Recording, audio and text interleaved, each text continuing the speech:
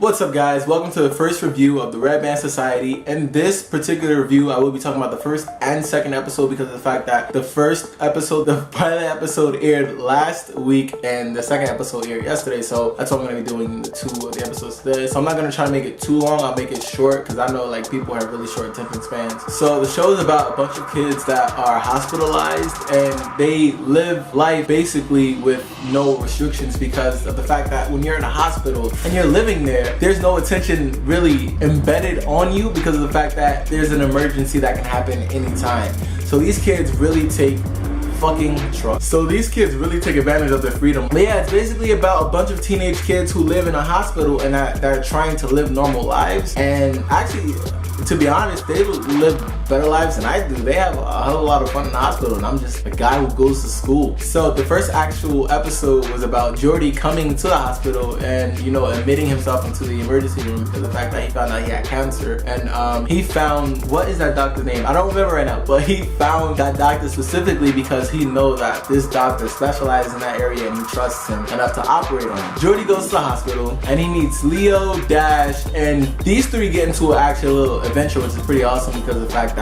they go to the liquor store because they want to buy beer, and then like they get into a little altercation with the guy that's selling the beer because he's like, I'm not taking your ID because you're young. And he, even though he had a fake ID, but it's like, come on dude. Needless to say, they were getting the beer because they were actually going to throw a hospital in.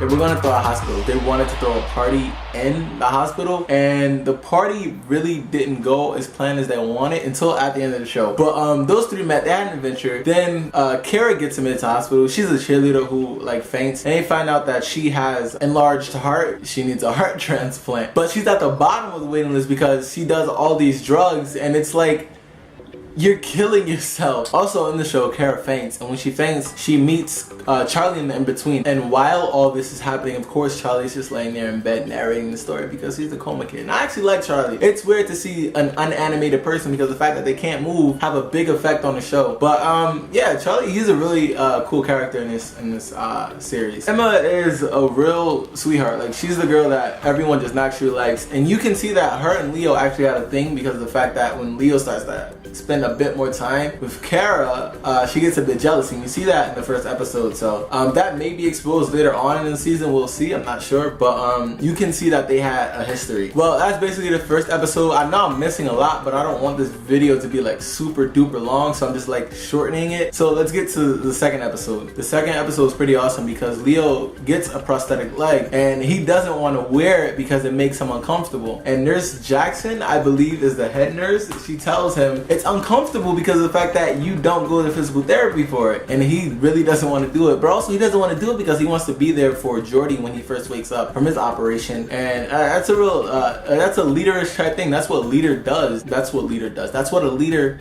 does. I did say that right. He wanted to be there for Jordy, and crazy thing is that Jordy, while he was going to get his leg actually cut off so that he could be like, I guess, matched in a way, they found that his cancer had spread, so there was no need for them to actually take his leg, so he actually got to keep his leg. And during this episode you can see that Leo was really jealous of Jordy about that, but at the end of the episode they make up, and that's pretty, it's a real cute thing, I guess you could say. Within the middle of the episode though, you see Dash and Leo go to a college party, and it's pretty awesome. It's the fact that Leo becomes a bit of a dick. I want to blame it on the fact that he's drunk, and also blame it on the fact that he found out that Jordy got to keep his leg. So it's like, and it shows because he takes a girl upstairs, and you can see that they're about to have sex, and while she's unbuttoning his pants, he's like, stop, stop. He's very self-conscious about his leg, and she's like, what's your problem? He's like, why are you acting like such a slut? I was like, oh. But yeah, he became a real dick. He made Dash feel unwanted, in which Dash left the party and he just disrespected a girl. So Dash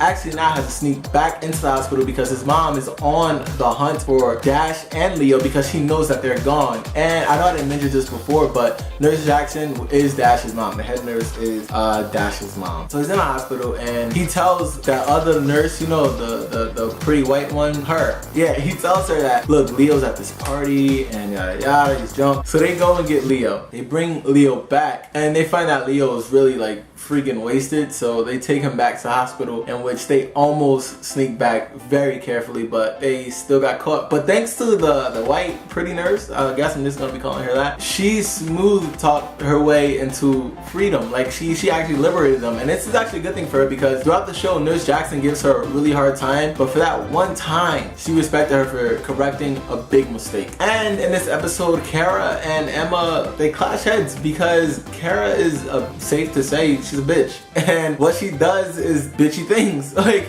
she's constantly trying to get on Emma's nerve. For what reason? I don't know, it's just in her nature. But actually Emma's being a real nice person about it. Like she actually even talks to her two lesbian moms. We found out that she has two moms. One is her stepmom, of course, and then her birth mom. And the thing about that is that the lady that she believes is her birth mom might not even be her birth mom. I think her stepmom is her real mom, which is the crazy part about it. So Emma talks to Kara's mothers and she tells them that she needs you guys right now. Like, stop campaigning and pay attention to your daughter. And Kara has a big problem with this. She tells her, why do you do that now? They're in love with you. They're saying how I should be more like you, how I should be friends with you, you know, things like that. That's basically the first and second show. I know this video is like really choppy, but it's a lot to cover in 2 episodes in 1 video, so it's, I don't want to make it extensive. So what I think I'm gonna do is I'm gonna end it, but 3rd week I promise you it's gonna be so much better. I just needed like 1 episode to basically focus on and talk about, and I got you guys, I promise. But that was episodes 1 and 2 and a quick review of what the show would be about. And like the video if you like this, share, subscribe, and I will see you guys later. Deuces. Now the shit's about to kick off, this party looks whack. Let's take it back to straight hip-hop and start it from scratch. I'm about to bloody this track up, everybody get back. That's why my pin needs a pad, cause my rhymes on the rack.